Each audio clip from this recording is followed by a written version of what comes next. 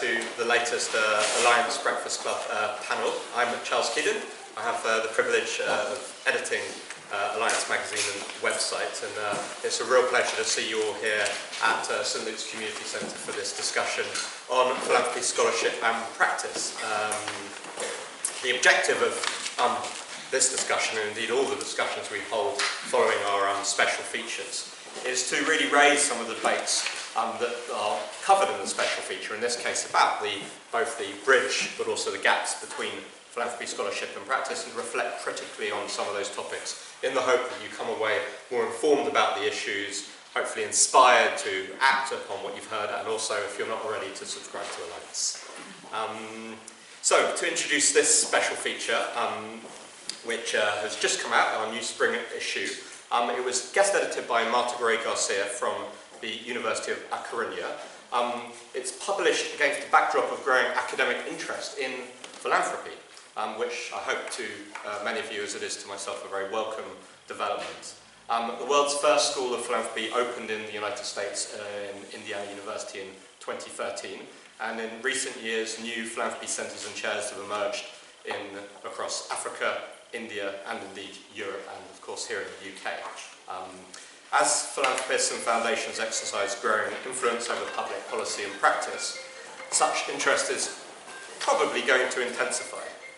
Yet, the study of philanthropy remains limited compared to scholarship and teaching, as you'll be familiar from your own degrees, study on politics, government and business. Many of you will have studied those subjects. And it seems to me that we're still asking quite basic questions about why it's important to study philanthropy, why we might need to. I think we need to continue asking that question, but there's also more interesting ones to ask as well about what we need to know about philanthropy and how much priority should be given to informing policy and practice by academics. And here with me to discuss these issues is an excellent set of colleagues, two of whom have actually contributed to this edition, and the other whom has been contributing quite frequently to Alliance, not least in relation to the debate on payouts, which we've been having in Alliance at the moment. So just to my immediate left is Dr. Tracy Cool. She is at Sheffield Hallam University, but she's also research to practice editor of the non-profit and voluntary sector quarterly. And it's a great pleasure to have you here. Tracy wrote an excellent piece, which you can see if and when the magazines arrive, on page 58. Our hashtag today is actually research to practice with the number 2, which seems appropriate given that that's also your role. On my right is Paul Ramsbottom, a long-standing colleague and friend and history graduate, as well as CEO of the Wolfson Foundation, one of the important foundations in the UK funding higher education. And the history graduate bit will be relevant when Paul speaks. And on my far left, Professor Kathy Farrow, who will be known to you all as a co-director of the Centre for Giving and Philanthropy at Cass Business School at City University London, and also a well-known researcher and writer on philanthropy. So the format will be, as it usually is with the Alliance breakfast panels, brief comments and presentations from each of my colleagues here. First Tracy, then Paul, and then Kathy. I will also say a few words about philanthropy teaching, because we were hoping to have Judith Simmons here from Paris, but unfortunately to talk about her work teaching about philanthropy in Paris, but at Sciences Po. She can't be with us, but I'll add a few comments from my own experiences. So without further ado, I'd like to hand over to Tracy, who's going to talk about why rigour and relevance are not mutually exclusive, and how research can be translated to benefit practitioners. Tracy, thank you for your contribution. Pleasure to have you here. Thank you. Hi everybody. Thank you for coming this morning. Charles has really told you a little bit about my role. The Non-Profit and Voluntary Sector Quarterly is, just to say a little bit about that, a US-based international journal, so it does publish international papers around non-profits, philanthropy and volunteerism. And their impact on society. That's the kind of academic interest. I'm also, like Kathy, on the board of Voluntary Sector Review, which is a UK-based but internationally focused journal as well. So I think we'll both be talking about both journals this morning. But I guess in short, I did my PhD, I'm not a traditional academic in the sense that I did my PhD part-time while working in the sector full-time with no intention of going into academia. That was more accident than good management, I think. So I'm very passionate about policy and practice relevant research, but I think it's important to probably put the cards on the table now and say that my view is that to have utility, research doesn't necessarily have to serve the agenda of the status quo. Sometimes research is there to kind of challenge accepted norms and practices so that we can create space for doing things differently. So that can sometimes feel quite uncomfortable in the conversation between kind of research and practice and policy communities. But it's something that I think we work through as we go. So just a little bit about today's talk really. Ivory Tower academics have nothing useful to offer practitioners, and practice is something that I've come across in various forms quite frequently, both in the classroom from part-time students who are also professionals, full-time professionals, and also kind of in the outside world when engaging with organisations as well. I've also heard the flip side of that argument from academic colleagues who kind of say, well, you know, client commissioned research is really just so real world problems and kind of addressing research through those. It's really just consultancy. It's not rigorous research that you can kind of publish in high quality journals, therefore it's not going to really advance my career, so why would I do that? And kind of almost see it as a second rate kind of research. Not all by any means, but some academics take that view. So I think that's quite a challenging kind of environment to navigate if you are passionate about policy and practice relevant research. So what I'd like to do, I think, over the next sort of 6 to 8 minutes is try and challenge both sets of assumptions a little bit, just as we go through the presentation, and also draw out what I personally think is the real issue and solution as we go through. So myth one, again, frequently I hear the notion that theory and practice are somehow completely mutually exclusive and unconnected. I often kind of encounter the sort of story, well, I'm very practical, I'm not interested in theory, I don't want to hear about theory, I want practice kind of relevant stuff. If we actually just strip it back and actually think about theory as a system of ideas that are intended to explain something, or a set of principles on which we practice or undertake an activity such as philanthropy, then actually we all use theory every day. It may not be a kind of grand formal academically underpinned theory, but very few of us will probably make a decision without having some kind of thought around, if I do A, then potentially you might have more options, B, C and D might happen, but you will have some kind of framing of what you think is going to happen subject to your action or decision. So we all do that, but you would probably consider that common sense in an everyday sense of the word. So we don't necessarily think about it as a theory of how things work, but we all do it intuitively. And I think from a scholarship point of view, to choose to study philanthropy is to choose to study an applied subject area. So philanthropy scholars develop knowledge and understanding to advance theoretical knowledge in their field, but based on practice-based problems. So theory development, to a large extent, although there might be some purely conceptual work, is grounded largely in the observation of practice. That's where theory comes from. We go out and we observe theory, and then we abstract it and we write it in quite a theoretical way as academics for publication purposes. But actually it's grounded very much in the observation of practice, or the account of practice from practitioners. Which kind of brings me back to Kurt Lewin in 1952, who said, there's nothing as practical as good theory. So I think there's merit in that statement, and there may well be a disconnect, and I think there are gaps between theory and practice as it currently stands, but I don't think that's due to the inherent nature of theory and practice, and that's something I'll come back to in a little while. So myth two, rigour and relevance, which is obviously connected, and the kind of notion that those two things are exclusive as well. I think in academic terms we are under a huge amount of pressure to publish in the top quality journals. The top quality journals in any field aren't necessarily the journals that have most reach and impact into policy and practice communities. And I think that's increasingly not seen as enough. Because you often get the challenge within an academic context of, well, okay, that's great, you've published those articles in those really good journals, so what? What impact has your work had outside of academia? And that's becoming an increasing question that academics are asked, I think, and challenged about. So today's scholars are increasingly expected to communicate with the societies that both fund and utilise their research. And furthering reach and impact is becoming a kind of part of what we have to do as academics, I think. So in that context, in my view, actually setting rigour and relevance as a choice is actually a false choice. And to some extent you have to address both, and I think that the two are mutually exclusive is a myth. In my own research, I undertook an evaluation of a policy initiative funded by central government towards the funding of non-profit organisations.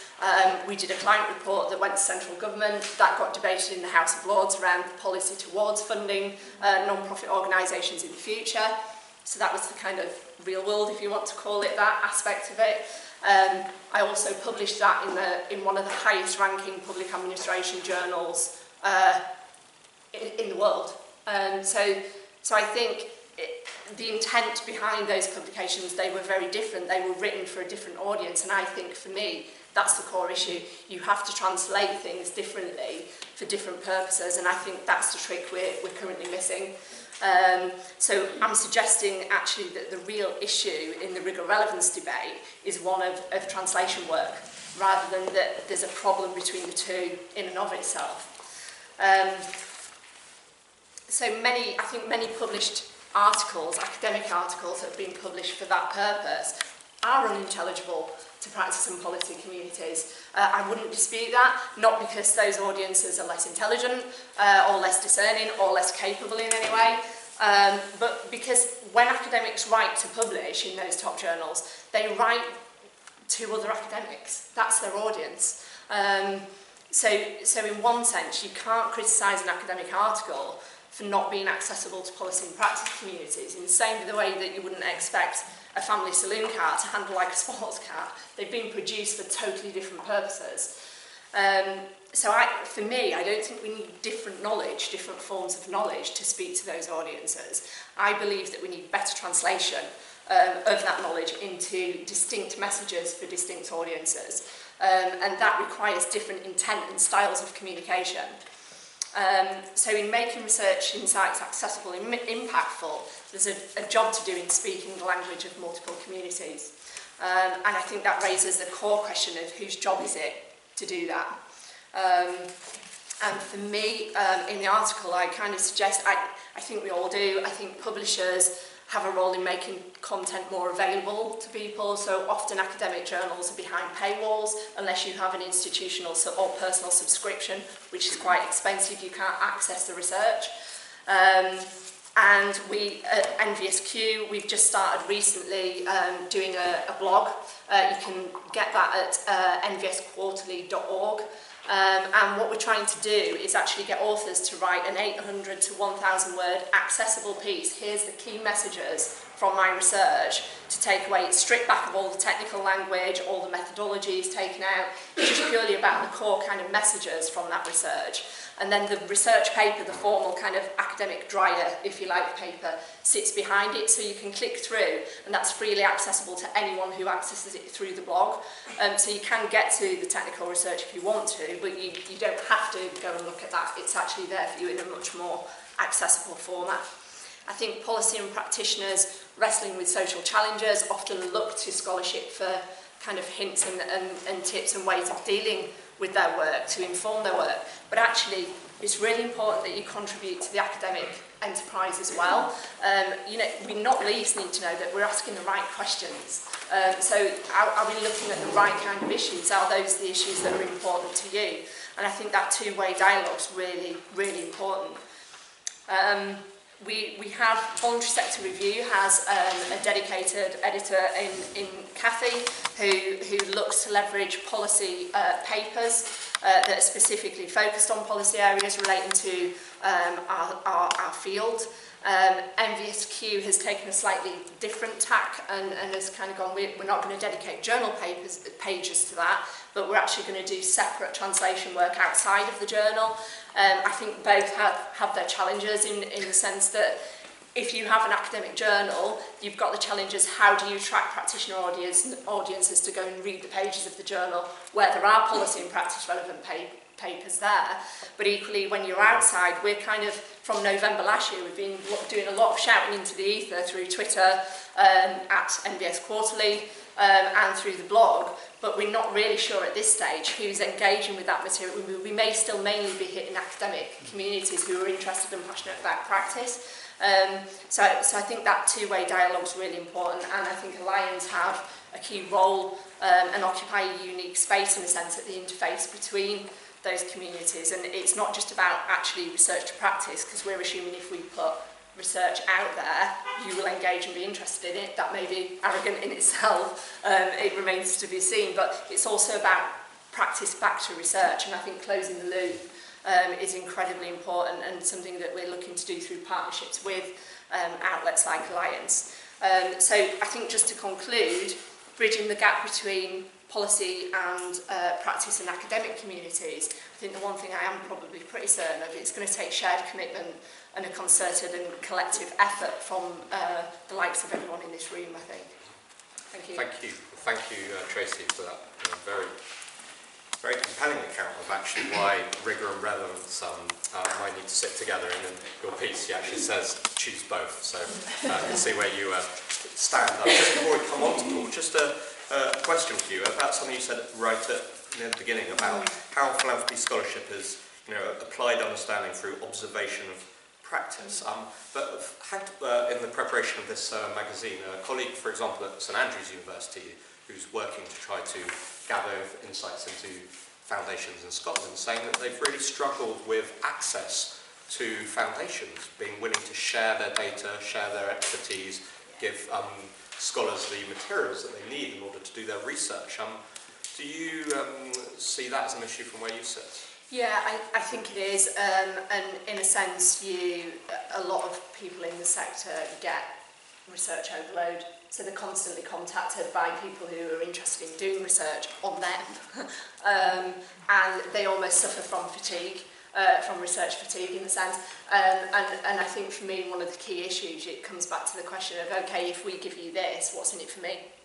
It's a two-way relationship. So I think if you can, as an academic entity, person, institution, if you can say, by participating you're going to get something back from this, and this is what that will look like, I think that often helps in my kind of personal experience of doing that type of research, I think. We'll make that be something to come back to, particularly for quite archives. Paul, over to you. Thanks, Dance. Well, I'm very pleased to be invited to talk on this subject this morning, not least because the growing role of philanthropy scholarship and how that can be relevant to an organisation like Wilson Foundation is one that I feel very passionately about. And I know one of the very encouraging things to come out from the latest edition of Alliance was just how much of the growth there has been in philanthropy scholarship in the last few years and the global nature of that. So I'm going to speak very briefly, and I'll perhaps just touch on one or two general points to start with.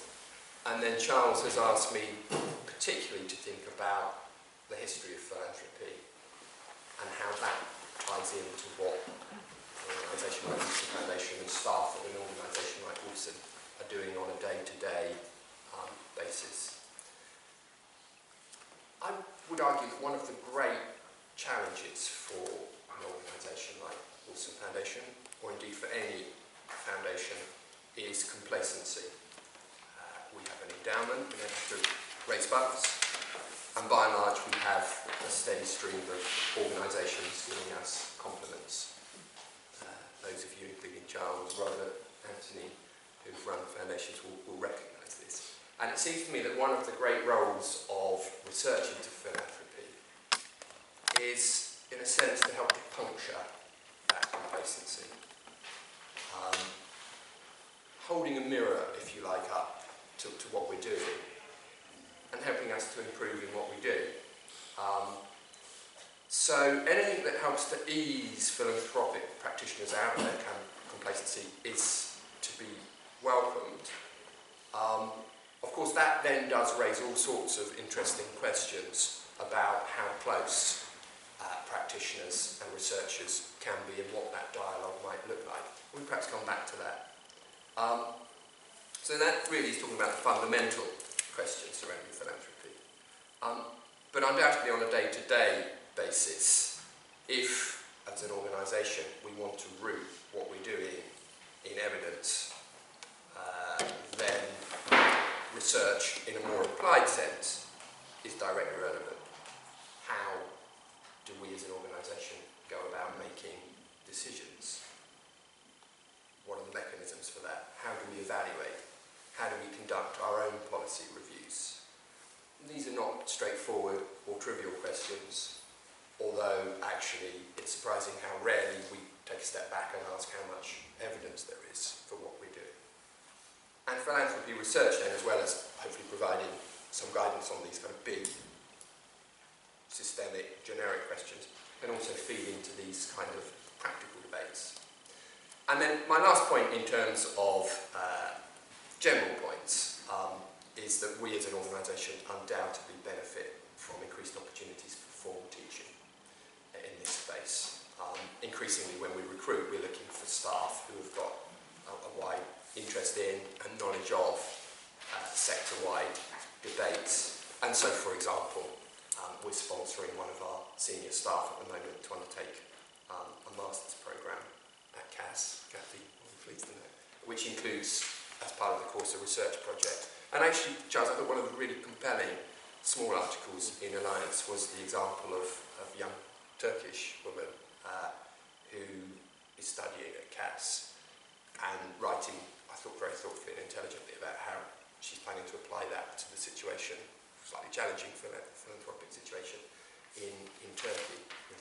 So some general points there, but I've been asked to talk particularly about academic history and the way in which academic history actually has a day-to-day benefit to the foundation.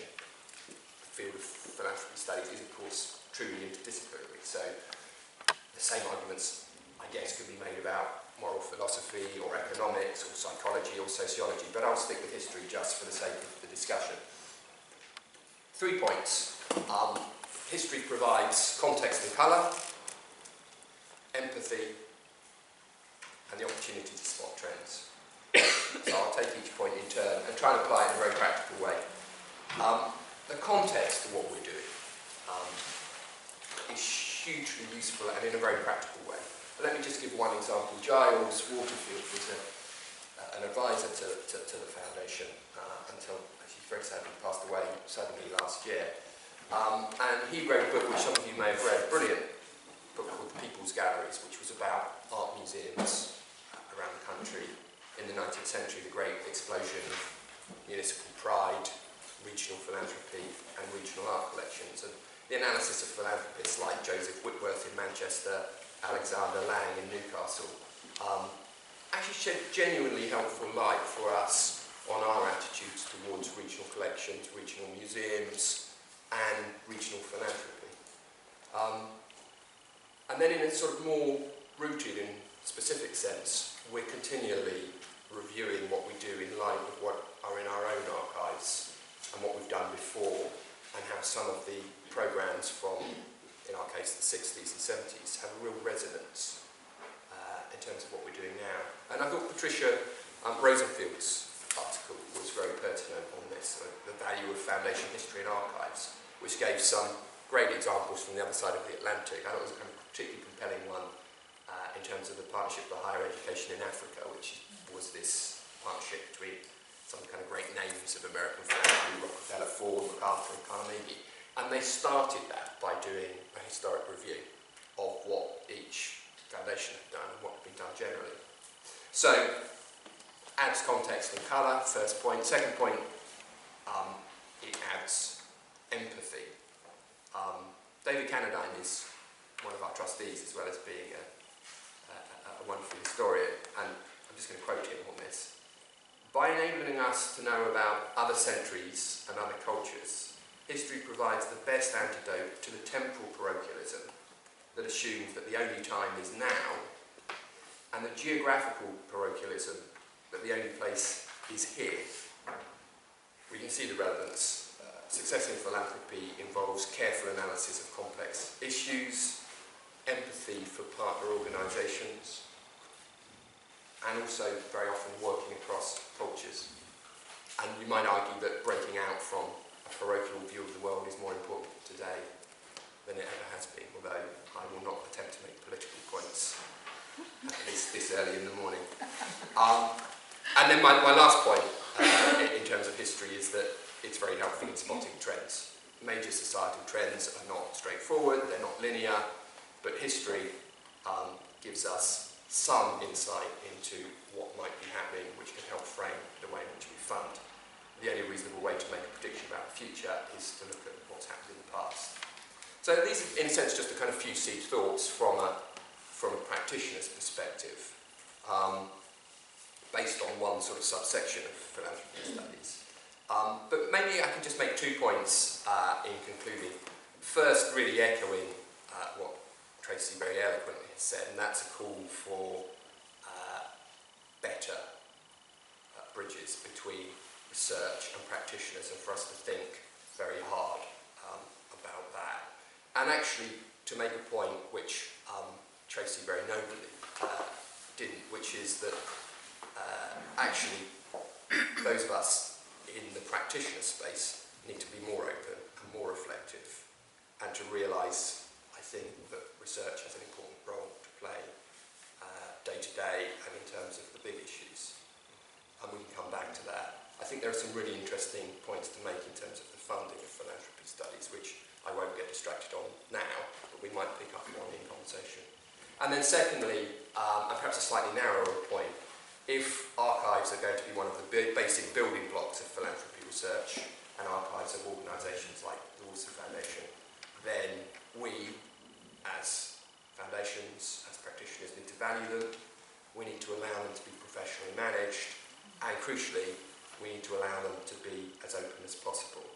And although, particularly in terms of the recent part of the archive, that isn't a trivial set of considerations, it's a very important set of considerations. And again, if it's helpful in conversation, I can talk about our experiences of working with the Royal Society to try and make the Wolfson Archive as accessible as possible. Well, thank you. And maybe just before you do conclude, if you could just say very briefly about what Wolfson have done with the Royal Society in relation to your archives, that might just give some insights about for historians. Fine. So I inherited an organisation that funded history widely, funded archives, ran a history prize, and had not put any thought at all into its own archives. And I guess that's probably a common theme, that even organisations that are interested in cultural space tend not to value their own history. So it seemed clear to me that the sensible thing was to try and put those on a professional footing, and not to attempt to do that in-house. We're not an organisation that is running an archive service. Those are not the skill sets that we have as a staff team. And so we negotiated with the Royal Society, and so the whole of the Wolfson Archive is there. The catalogue is online. It's freely accessible to researchers, and it's managed by the Royal Society, so in a sense it's managed at hand's length. I think the really challenging question for us is how recently we can open the archive. The whole of our funding mechanisms are based around peer review.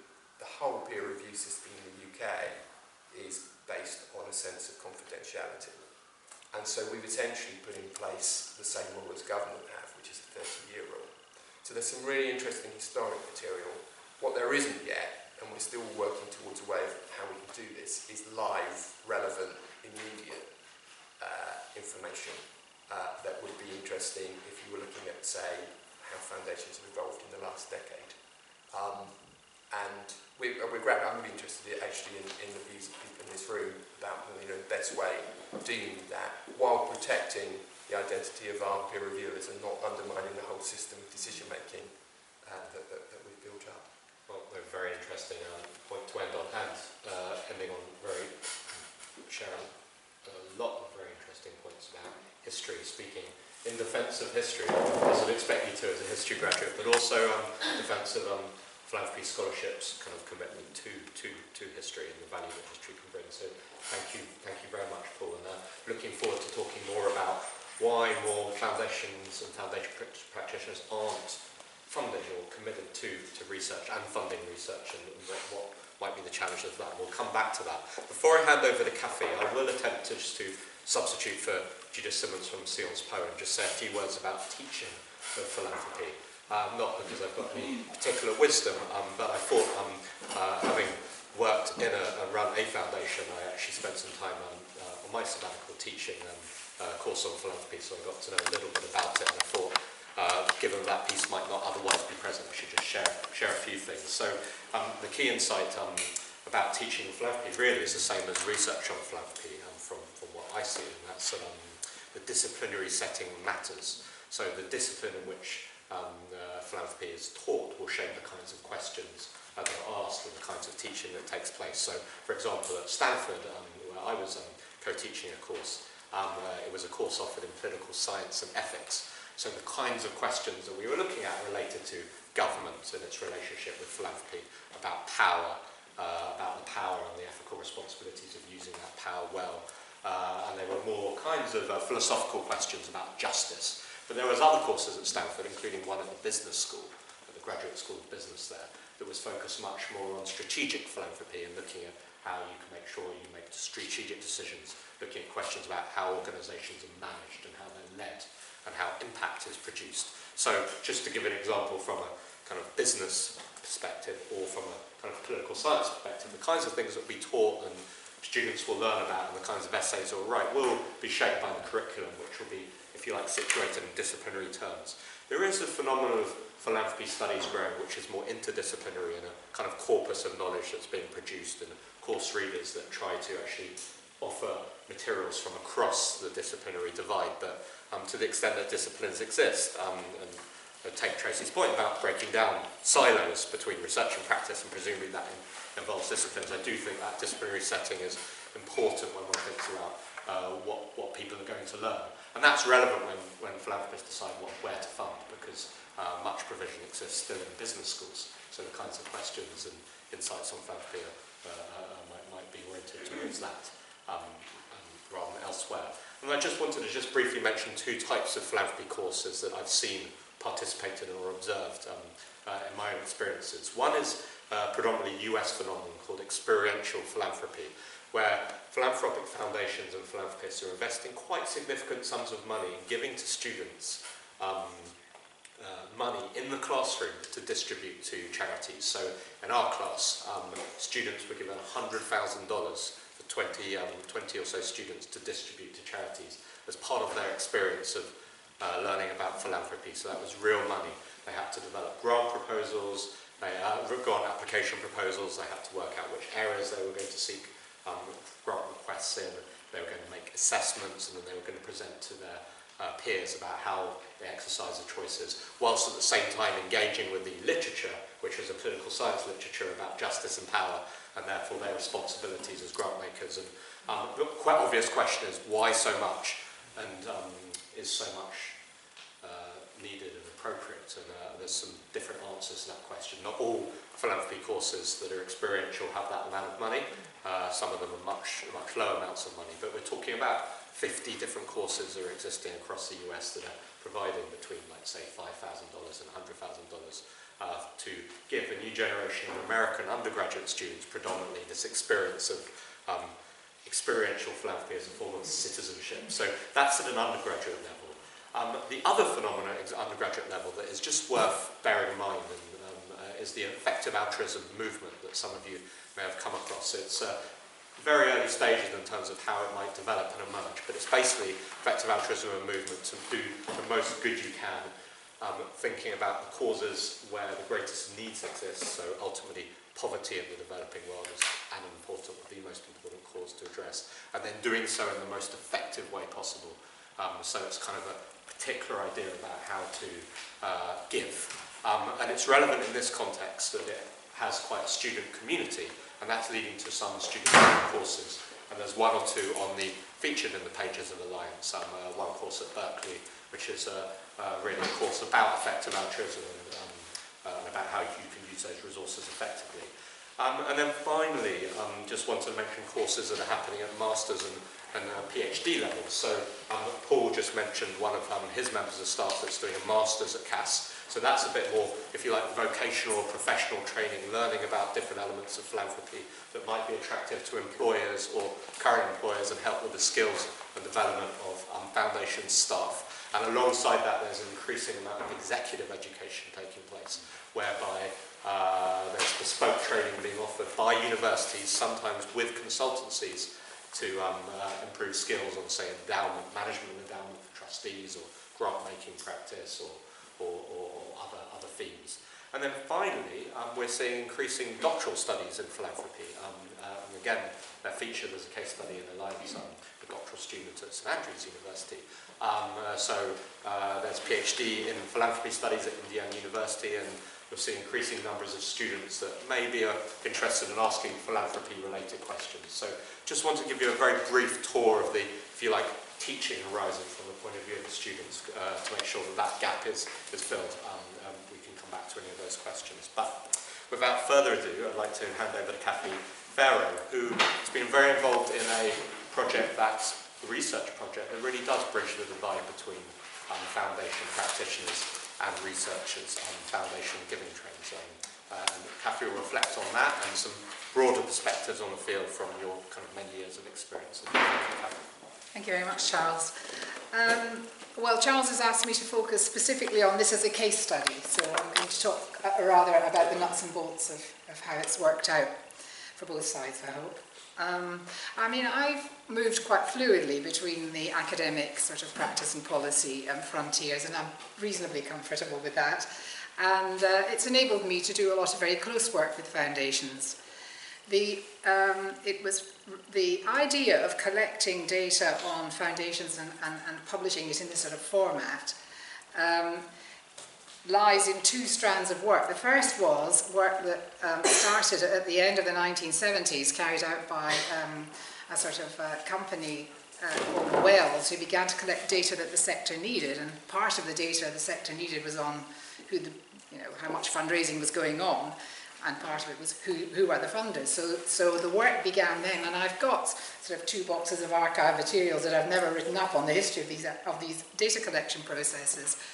But I was collecting data on the spending of foundations and what charities were raising at the Charities Aid Foundation for quite a long time. And then one day, after an Alliance breakfast meeting, I think, Charles, who was then at the Peace Foundation, said we would be interested in publishing more work on what family foundations are doing, and we together developed the concept of a family foundation and how we might collect the data on what they were doing. I think that my role in the whole process really, so therefore, was not in asking the questions or even coming up with the idea, because I didn't. I very much picked on what others had done, and which I still see as hugely relevant, because there is no government or published data on our sector. We have to produce it ourselves. So I've always seen my own role as bringing a kind of rigour and methodology to the ways in which we do that.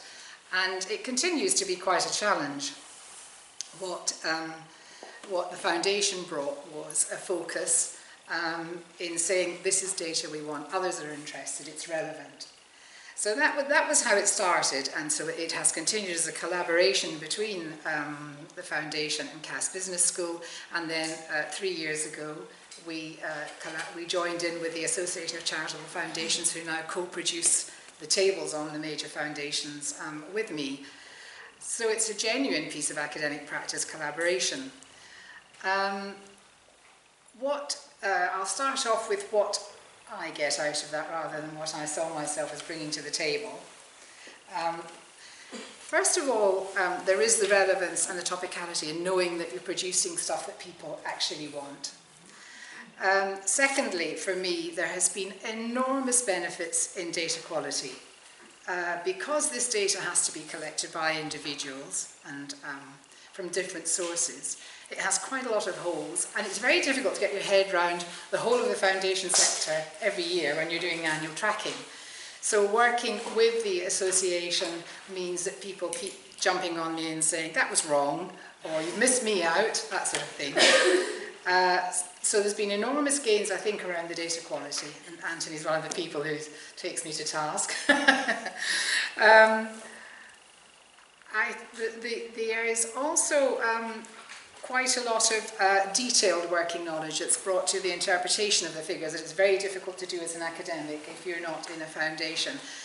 And one of the big gains of working with the association is that foundations who would not have approached me before are quite happy to come through the foundation as members and say, you know, why have you done this way?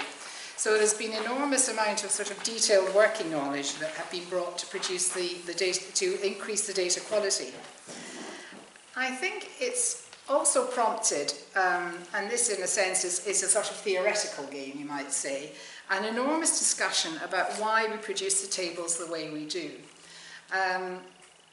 All the foundations that are selected for the tables are selected by me ultimately, so I'm the arbiter of this. And people keep asking each year, why am I not in the tables? Or I don't want to be in the tables, I don't think I'm relevant. And that's made us think very hard about how we are defining the foundation world. Now, I've got a very strict and clear focus for this report, which is foundations which are primarily funded by philanthropic money and are primarily general grant makers. Those are the two things we use. There are many, many other ways you could define this universe. And if you did research using different definitions, you would get very different pictures of foundations and see it from very different perspectives. You'd come up with different stories. I think from the point of view of ACF, it's been very important that I do have a methodology because people do question what we do all the time, and I can always justify my choices, and sometimes I have to admit I've been wrong, very occasionally, and we sort it out. But it has made us think very hard about what is the core purpose of the work, and you know, for an association like is ACF, about who they actually serve. It's also made us think about, well, should we be producing other kinds of tables? And we have actually, as a result of that dialogue, amended the report as we've gone along and produced different kinds of tables. So we now are looking at foundations that have very large endowments that they can use to do their own work that may not be general grant makers, but may be serving specific purposes. I think that's an important debate, and I think that debate will go on. I feel it's very important to have this book as a measure of philanthropy in this country. I think we need to know not just what foundations are doing, but what philanthropy is worth.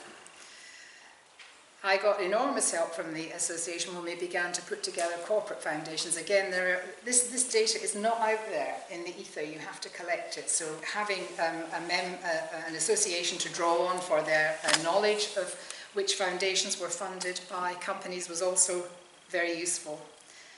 I also got out of working with ACF a lot of ideas around dissemination, communications, and we've had joint seminars with genuinely mixed audiences. So from my point of view, huge gains in terms of data quality, which I couldn't put a high enough value on, dissemination and communications. Right, some of the flashpoints. I've never yet presented this work on an annual basis without the opening question being, yes, but why don't you do X, Y, Z? Because most of the criticism is actually not around the data we collect, but around the things I don't do. And one of these is, for example, output. Why do you spend so much time on the inputs into foundations and not on the output? And that leads to great frustration on my part because people are not realising how very difficult it is to get this kind of data, how very costly it is, the amount of time it takes, And also the need for a long-term commitment to collecting the kind of data that enables you to track in a robust way something like how much philanthropy occurs in the UK each year. I mean, I've been very lucky because Pears have funded this now for 8 years, and they're going to carry on funding it, which means we've got fantastic long-term data, and we really are building up a knowledge bank. And I think it's a plus that this data will sit with the Association of Charitable Foundations and not in an academic institution. So I think, you know, from my point of view, the biggest challenges are really around expectations and the fact that the data is always taken for granted. So people regularly ring up and say, can I have the list you use putting together the tables? Of course, there is no list. That's my intellectual capital that I produce each year. I don't want to say any more on that for now, though I could, because Charles asked me to make a few points about how I see the field more broadly and about my experience of working with the ESRC as well as a number of foundation funders.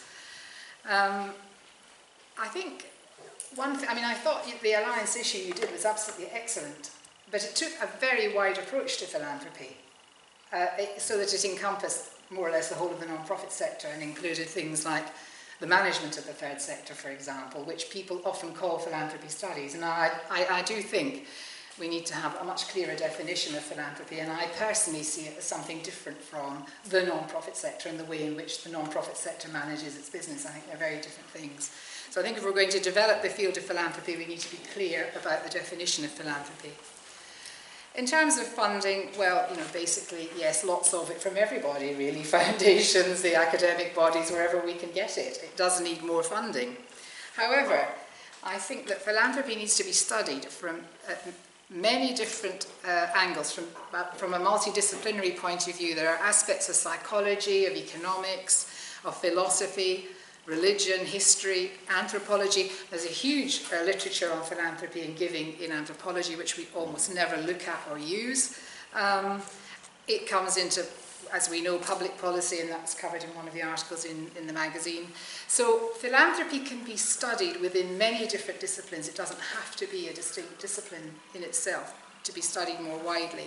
And I would like to see more work being done in other disciplines, but it needs to be pulled together in one place. And of course, part of the purpose of the journal was to bring together articles from different disciplines into one place that have a focus on philanthropy. And this is where you get a very big problem with the academic world and an interface which is not going to be easy to negotiate, because the pressure is on people to publish articles in their own journals. So if you're studying anthropology, you're under pressure not to publish in voluntary sector review, but to publish in journals which are related to anthropology, and this applies right across the field. So we find it very hard to persuade people to publish in voluntary sector review first.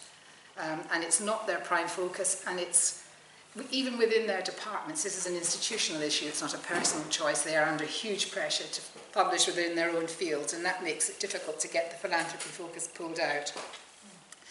Secondly, although the ESRC has been very keen to work in this field of philanthropy because they see it as a prime area for engagement with users, in fact, the agendas for the research centres were really chosen by academic competition, and there is a very small role for practitioners in setting the agenda for research. Now, we could talk about whether they should have a bigger role or what kind of role it should be, but I think that you can't say to people, we're choosing all the topics, and then we'll tell you what you ought to know and how relevant they are. And I sort of would take issue with the fact of translation and summaries being enough, because I don't think it is enough. So I think we have to find a much better way of coming up with a development agenda, which does move practitioners forward, but also brings in the skills of academics. And I don't think we've got near to doing that yet.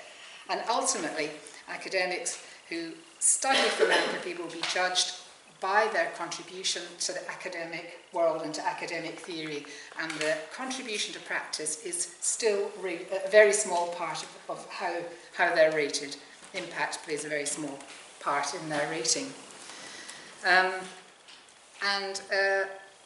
the selling of the research is really a post hoc agenda after it's done. And then there is one final issue I wanted to touch on here, and I'd be interested in comments on this.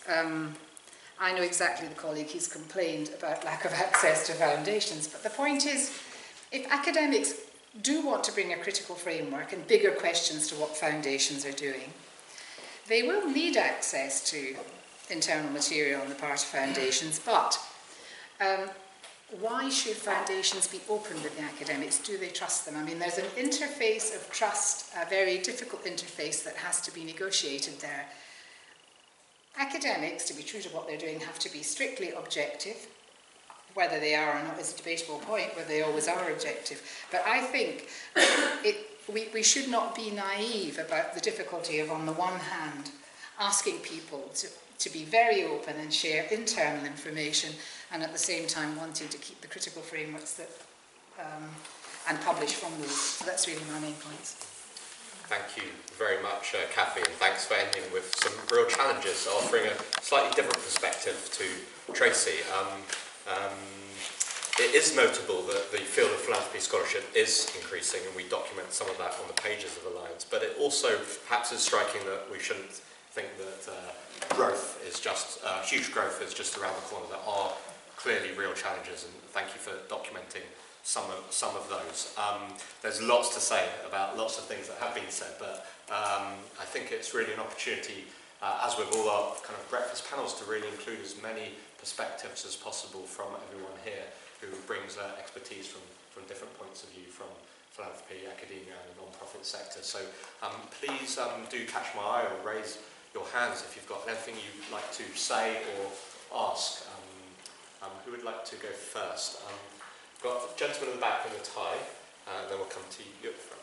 Thanks, I'm really pleased to be wearing the same tie as Paul as well. Please do say your Very pleased indeed. say your name and organisation. Yeah, of course. I'm Paul Bradley from the Big Lottery Fund. I just wanted to point out, that we teach an advanced diploma in grant funding to a cohort each year with the University of Derby. So that's a kind of practitioner and research overlap that we have. If anyone wants to ask about that programme, we're really happy to talk about that. Just to mention, there is a programme out there formally being delivered in a funder that is targeting exactly this type of work.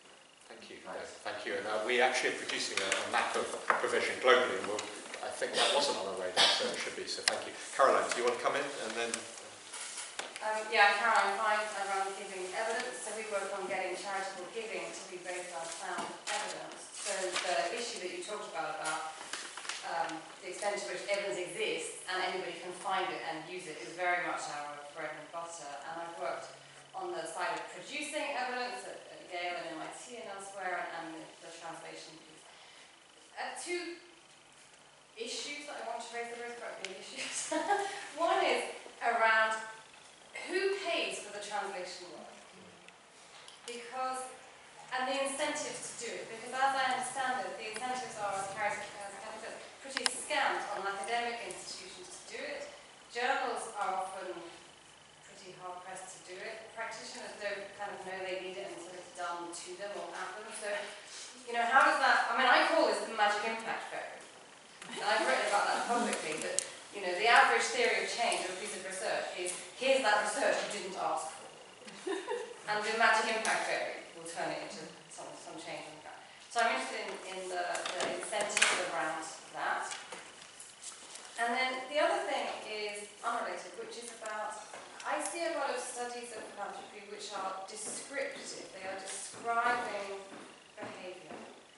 But I don't see very much which is what you might call prescriptive, that helps one understand what one ought to do. So for example, consider the question of when should you give, very simple, when should you give a few big grants versus a bazillion small grants? Or when should you be engaged with your grantees or when should you not? Or how do you organise your application process so as to minimise the transaction costs? My understanding is that as a human race, we don't have answers to those questions yet. Once upon a time in economics, we didn't know how to run a company, and then people observed reality, they figured out some answers to this. So these are investigable questions, but my understanding is that we don't have much of that, what you might call the science of philanthropy, actually how to do philanthropy well.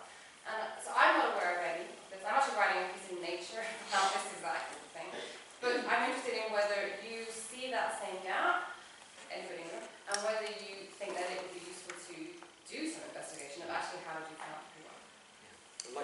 just come straight back actually to maybe put the first question to Paul about who pays for translation research, and maybe the wider question, how should philanthropy research be funded? What is the role of private foundations like yours in the funding of philanthropy research? And then maybe the point about descriptive versus prescriptive for both of you, please. It's interesting, the three of us were actually talking about funding before we kicked off. I mean, maybe actually more useful to think about commissioned and non-commissioned research rather than applied and more fundamental research. And I think there is a real danger for the whole of this field if there is an assumption that philanthropic organisations should pay for the study of philanthropy in all its shapes and forms. I think the danger is twofold. The first is exactly the opening point that I was making, that philanthropy studies, if they do anything, should be attempting to break people out of complacency. And therefore, too close a relationship between organised philanthropy and philanthropic research is a dangerous place for academia to go. But secondly, and we can touch on this, and I say it, to the criticism of the whole sector, there has been less interest from philanthropic organisations in funding philanthropy than you would expect. And there are honourable examples, and Charles in the previous incarnation was absolutely an honourable exception. I mean, we can come back to that. So I think actually we're unlikely to get philanthropy to pay the bill. But I wonder whether a model might be a model that we can borrow from other disciplines. I mean, take engineering, that we do a lot of funding of at Wolfson. There's a sense that universities have engineering departments. Clearly, they are very, very applicable and practical to engineering companies. But actually, really, the only area that fundamentally engineering companies are willing to pay for is the very applied research that is essentially commissioned. And so they go in, they fund a particular project. It's clear, it's badged, it's funded by an engineering company, and the whole infrastructure surrounding it is seen as a core function of the university. And I think as we evolve philanthropy studies, the ideal, whether it's practical or not, is that it's the core funding is from generic funds, whether they're university core funds or research or whatever, and the commissioned research is paid for by philanthropic organisations. Thank you. It's a very interesting distinction. Just before we go to the other question and other comments on this, it's one for you about university leaderships. They are increasingly, as we all know, attuned to wanting to raise philanthropic funding from people like you and foundations like yours. So you're very popular in universities up and down the country, I'm sure. But the appetite for actually searching questions about philanthropy, the kinds of questions you're asking about puncturing complacency, is not something they will want to see from scholars in their universities, because it might, particularly if they ask hard questions of foundations like yours. How do you think that tension? Well, and I think there is, the danger cuts both ways. The first is that actually you want philanthropy studies as a leader in a university simply to tell you how to fundraise. It's applied in the sense that it's internally applied. You're a research arm of the development team. That's one danger. But secondly, you're absolutely right that, there will be a fear, rightly or not, I guess, among senior management if a member of staff is putting out research which is strongly critical of, say, the Wolfson Foundation, when the foundation is funding X, Y, and Z. I think, that in a sense is a question for universities. But, I would perhaps naively like to think that universities and senior leadership in universities would grasp that these are a very important and interesting set of questions for academia and society, that academic research does sometimes take us into uncomfortable places, and that they would have strong enough relationships with organisations who fund their institution to say, well, actually, part of the joy of the university is to ask difficult questions. This isn't an institutional view. Independent scholars have independent voices. You may not like it, we may not like it. That's a role of the university, and that is partly why you're funding us.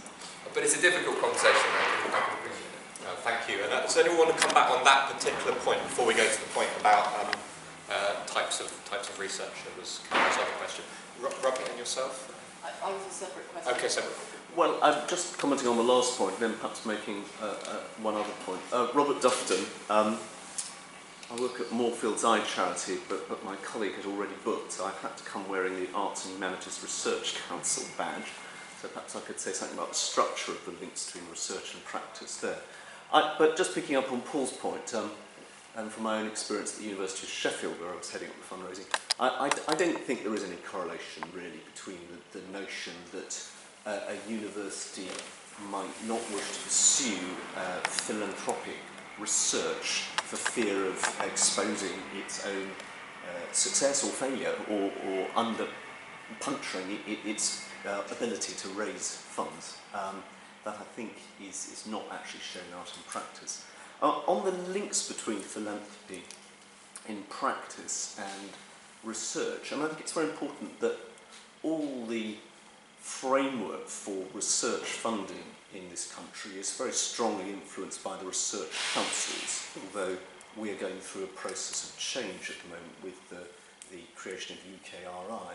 But at present, 25% of the members of council, like myself, are there to represent the users. I'm appointed because of my background in the creative, cultural and voluntary sector. The advisory panels also have very strong input from practitioners determining the course of action of the research councils. And that I think has been shown also flowing through into the research excellence framework decision making every 5 or 7 years, where there's been a much greater interest in the impact of research. And perhaps also interesting picking up on Tracy's points earlier about the concentration in universities of trying to get your academic articles published in specific journals is actually totally contrary to the fundamental rules of the research excellence framework which drives the allocation of resource, which says that the panels will take no account of where the research is published, and they just look at the intrinsic merit of the research. And so it can't be laid at the door of the research councils that universities choose for other reasons to treat preferentially academics who publish in certain journals. That's certainly not how research funding is structured in this country.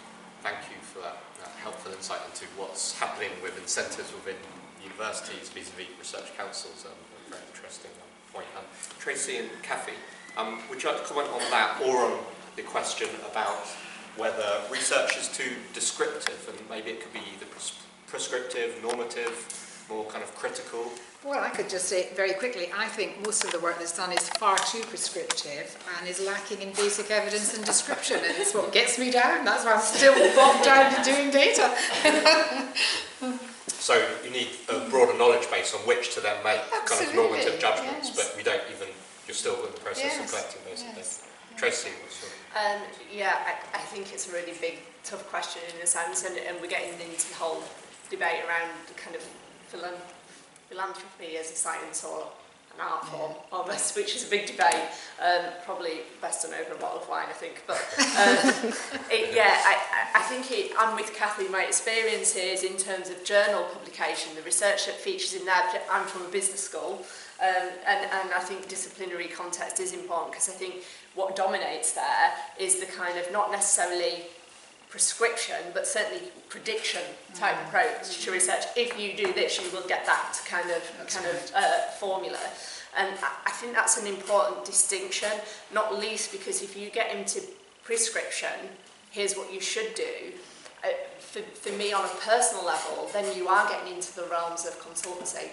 And I'm not sure as an academic researcher that's our terrain, if you like. And I think there are ways to work with practitioners to get to the answer of what's right for them, but I'm not necessarily sure as an academic community, I personally will be comfortable kind of saying this is what I think you should do, or how you should make decisions, because I come from a more kind of critical sort of perspective on things. But I think what we are lacking in a general sense, I know we had this discussion at the editorial board for Voluntary Sector Review, is an outlet for critical research, where we can cast a really critical gaze on some of the core issues that we face, and I think we are lacking outlets for that kind of voice, really.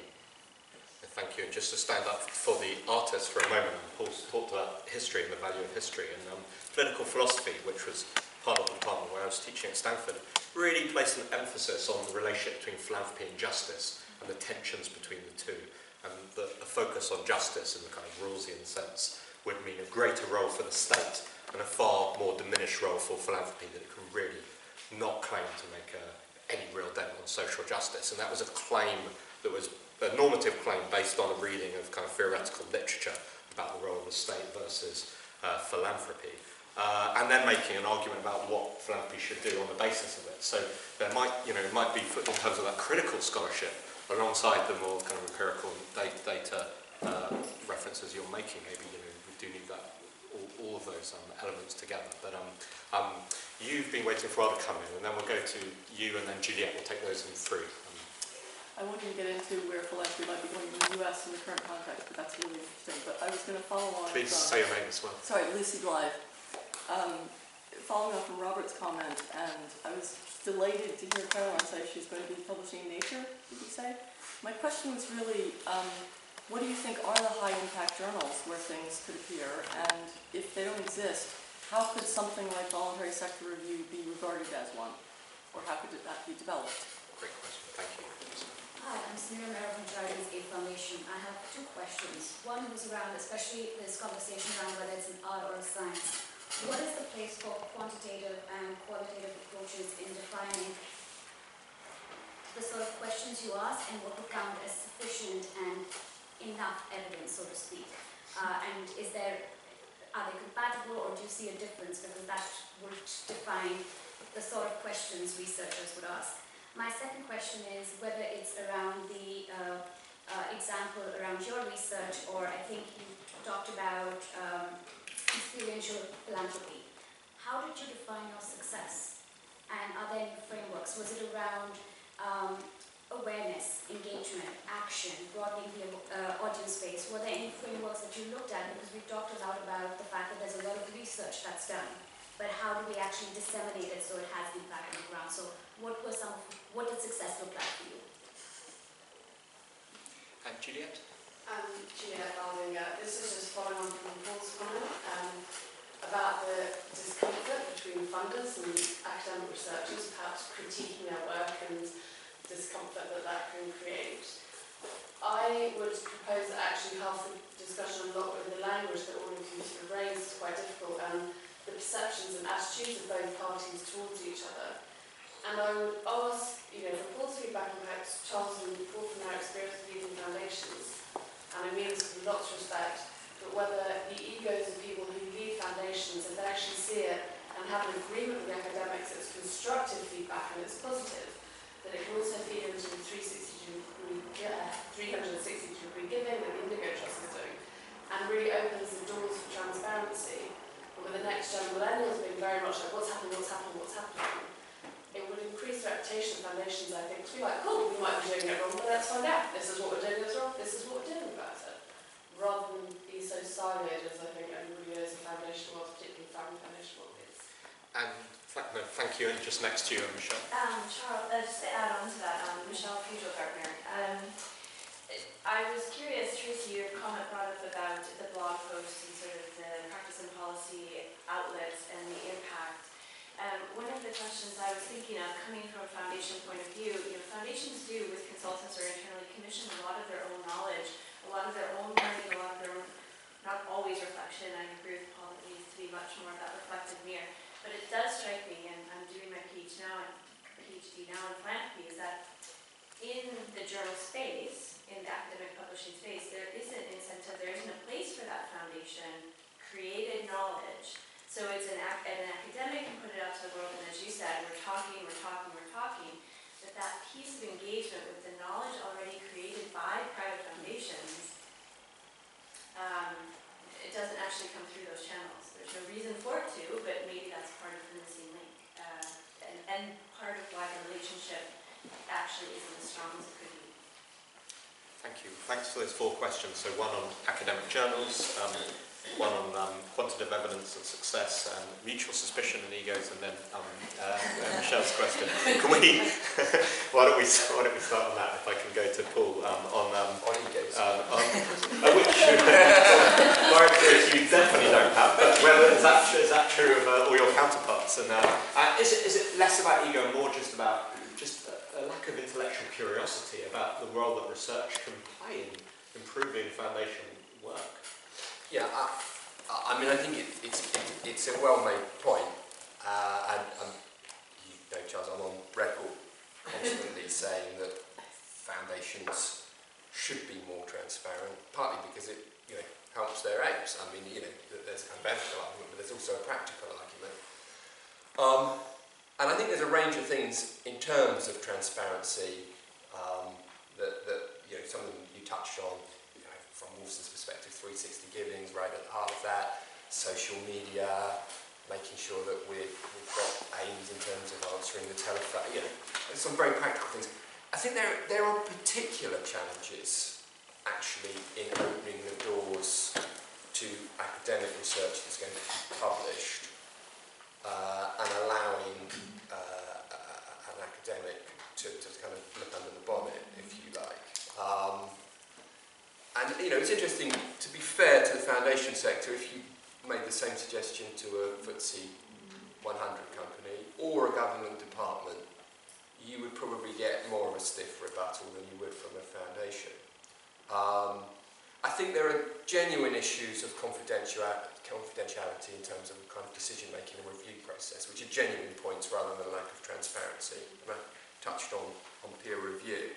And I think actually, I mean, you have to understand as well the dynamic of foundations, where very often, I'm not suggesting this is the case at all in the Wolfson case actually, but very often you have a professional staff team who are very interested in engaging with some of these points, and a trustee board who will push back and say, well, there may or may not be benefit to the sector at large. What's the benefit to Foundation X? You know, this might embarrass the family.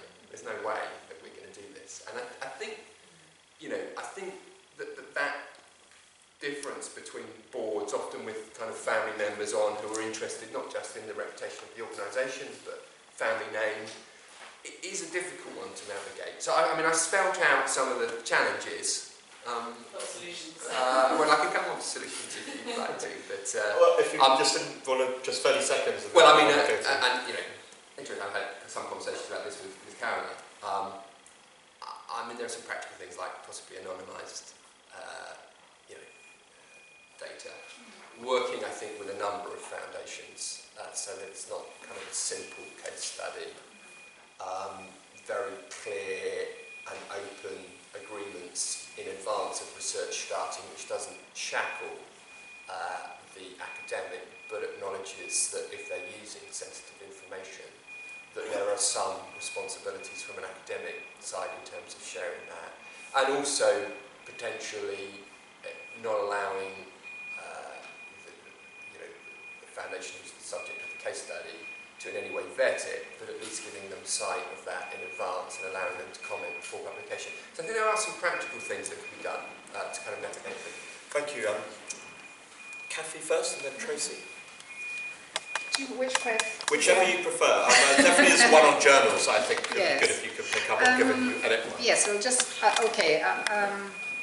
but I would like to endorse what Paul said and the points that Juliet raised, that there needs to be rules of engagement and the right vocabulary around working more closely with foundations.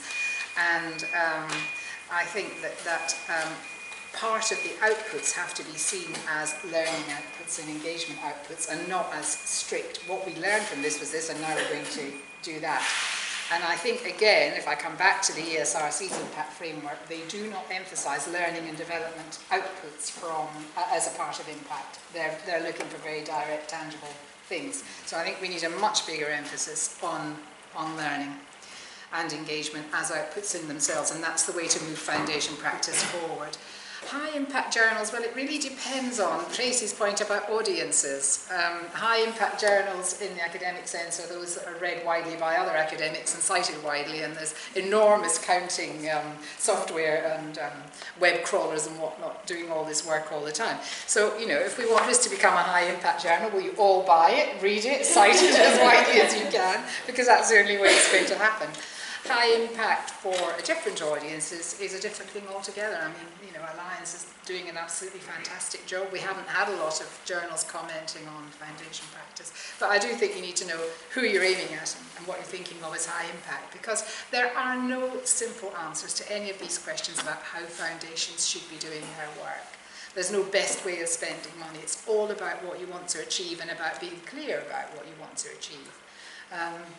And I think when I talked about evidence, you know, we don't have a lot of evidence on why foundations make the choices they do. And, you know, it would be very nice to have more dialogue around that.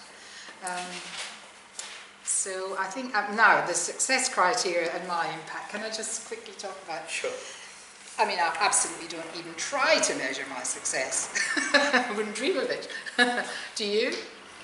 For research, well, the idea is to try. I did my first research project just recently, and because it was, we started off from the ground, the idea was, let's get something that we can publish, and the idea is it would have recommendations for society and business.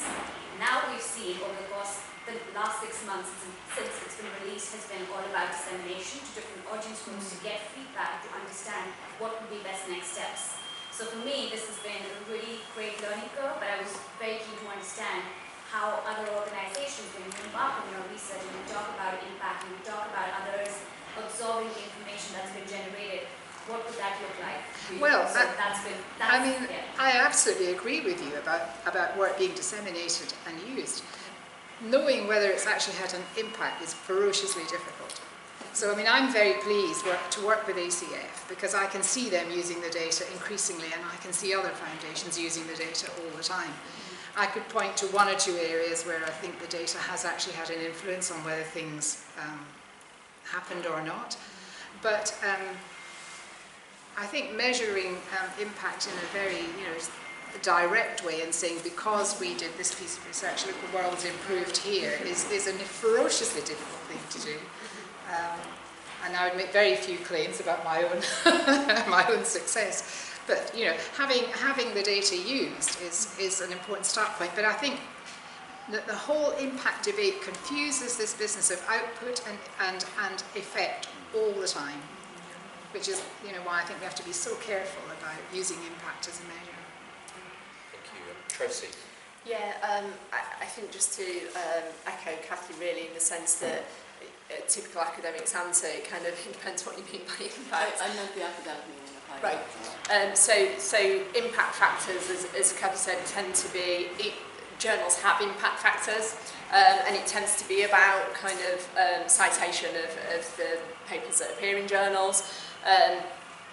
Is that really impact? There's a whole movement more recently around alternative metrics, which has been developed, which looks at actual take-up of academic papers. So you can literally kind of go on into a journal, and it'll have like a coloured donut with a number in it, and you can click on that and it takes you to the altmetric site, and it talks about whether it's being picked up on social media, whether it features in policy documents, and you can kind of go in and look at what any given piece of research, where it's featured and where it's been taken up. So there is a move towards kind of getting away from just self-citation by other academics. Right. So there is movement, I think, at the current time.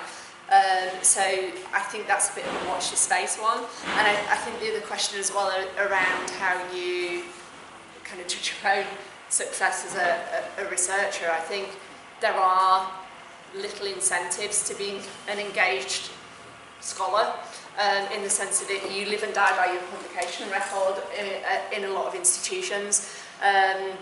So it's not necessarily incentivised by your institution. However, if it's important to you in terms of your own values and your identity as a researcher, then it's important. So I think you just kind of choose the game you want to play, really.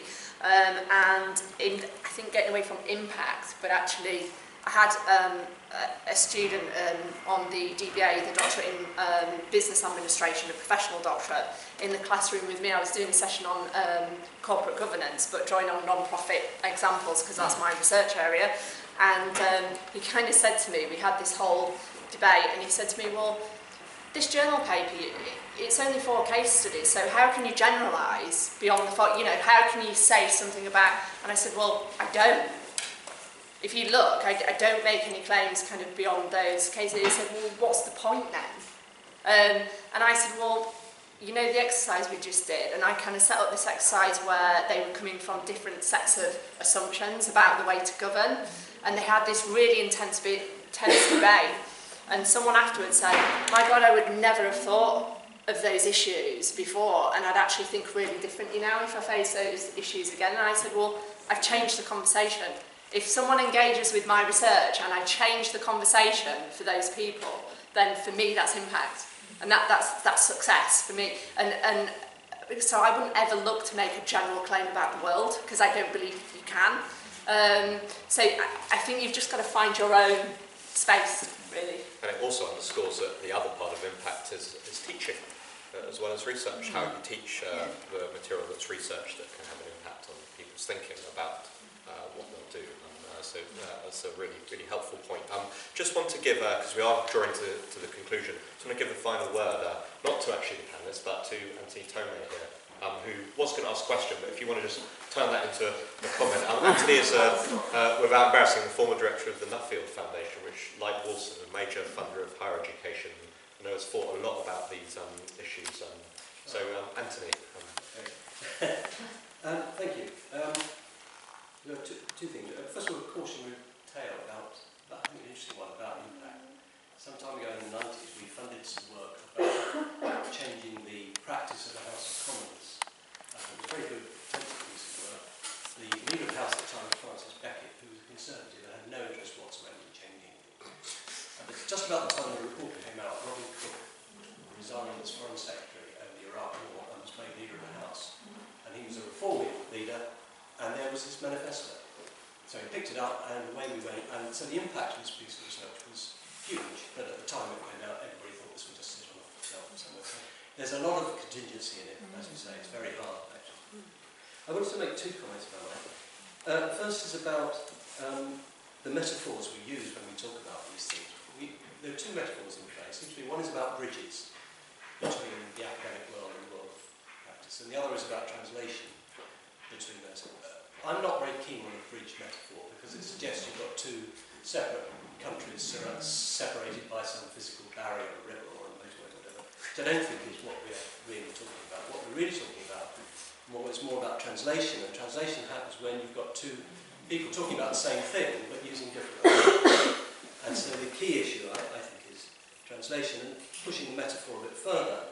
If that's what's in play, there are two things you can do, at least 2 things you can do. One is you can learn the other person's language, and the other is you can use a translator. And we've had quite a bit actually of talking en passant about the role of the translator, or use a better, more appropriate term, the intermediary. And ACF, I think, I should, full disclosure, I'm on the board of ACF. I think ACF has a hugely important role to play here, as does Alliance, because we do have 2 communities who, for all their mutual respect and whatever, are actually using different languages most of the time, and you have to find a way of talking to each other. So I think the role of ACF and Alliance and similar bodies is absolutely critical in this. The second point I wanted to make really was driven by a comment Kathleen made at the end, which is about translation. I firmly believe translation is not just a downstream exercise. It's not just what happens when you've got the report and then you get somebody along who turns it into English that others can read. I think the most important bit of translation happens upstream in talking about what the issues, what questions should we be asking, what matters to both of us. In the world of science, the great commentator Peter Medawar called science the art of the soluble. And the point about that is that it's not just about asking interesting questions, it's about asking interesting questions that are in some sense solvable. Because there's any number of interesting questions that actually, are discussion with the pub, but something that is solvable because the data are there, because the conditions are there that you can do a good job of. To me, that's the heart of it. So I think intermediaries should be playing a role in that question setting in the story as well. And events like this are really crucial, actually, because you can write as much as you like, but it's actually talking to people that really gets you somewhere. Thank you. Hear anything else? Very quick rejoinder and then... Well, it's not a rejoinder. My name is Ian McQuillan and I run the Regari fundraising think tank at Plymouth University. And you're just picking up on that about the use of intermediaries and the metaphors that we use. And I just thought it'd be useful to very briefly talk about our experience. We try and do all the things you were talking about. We try and be this intermediary between academic and practitioner research. So we talk about ourselves as being the engine that translates academic ideas into professional practice. But what we have is this international advisory panel of practitioners around the world. So the idea is that they are our intermediaries. They try and feed back to us where the knowledge gaps are. We try and generate theory for them to ask the right questions to fill those knowledge gaps. But rather than try and reach the entire professional practice of fundraising, we've got people that are probably not academics, but more academically minded, who will be the kind of intermediaries we're trying to influence, and then can take that out throughout professional practice generally. So I just thought it was interesting that the use of the idea of intermediaries and the metaphors that we use. That it's a struggle to make that work, I'll admit, because what we get is that in professional practice, not only is theory not valued, it's actually resented a lot of the time by people saying we're over-intellectualising and overthinking stuff. But that's the model that we're trying to use. I just thought it might be worth contributing that here. Thank you. It seems to me that it's also part of this growing philanthropy infrastructure, which is another kind of terminology that we use. And I think in that infrastructure, that space for research, knowledge, and the dissemination of it, thinking at what point we disseminate, how we think about translation, obviously key. So thank you for those final two comments to end on. And I'm really glad that the impressions I'm receiving are that this has been a valuable conversation, maybe a bit more sober than the discussion in a couple of months ago on community philanthropy, but it's a different topic with different sets of questions, but nonetheless important. And with that, I'd like to thank, first of all, the Alliance team that are here today, that you haven't necessarily seen sitting up here, but are doing much of the work. That's Catherine here, Amy, our marketing officer here, and Hayley, our editorial intern over there, who'll be writing up an account of the discussion today. So I just want to pay a special thanks to all of you for all the work that you do here. I'd also like to thank our speakers for their contributions both to the magazine and to the discussion. Paul, Tracy and Kathy, thank you very much. We're looking forward to seeing how the conversation develops, and as with all our special features, we try to make sure there's discussion about the themes that are raised throughout the course of the next few months and hopefully years, so we won't just be dropping the topic, we'll be continuing, as I'm sure you will be, and we'll see how the journals develop. And most of all, thank you all for coming and making the breakfast community what it is. We'll be back with the next breakfast panel on solidarity and philanthropy, so looking outward at one of the issues of the time. Hopefully that will take place in London on the 6th of July, probably not here, but in another venue to be confirmed, but you'll be sure to have invitations to that. And then later on in the year we'll be looking at the question of diversity and the extent to which foundations are diverse on their boards and their staff and reflect the people they serve. And later this year we'll be looking at philanthropy and the media and philanthropy's new role in both funding the media but also the importance of an independent philanthropy media. So that's what we have coming up at Alliance. We have a great Alliance audio debate about payouts based on some of the ACF research that's been conducted looking at the question of foundation payouts, and I encourage you to hear Kathy's voice and voices from others debating that topic, which is live on our website as well. But for now, it just remains to say thank you all very much for coming and participating in the discussion, and look forward to seeing you all again at the next event.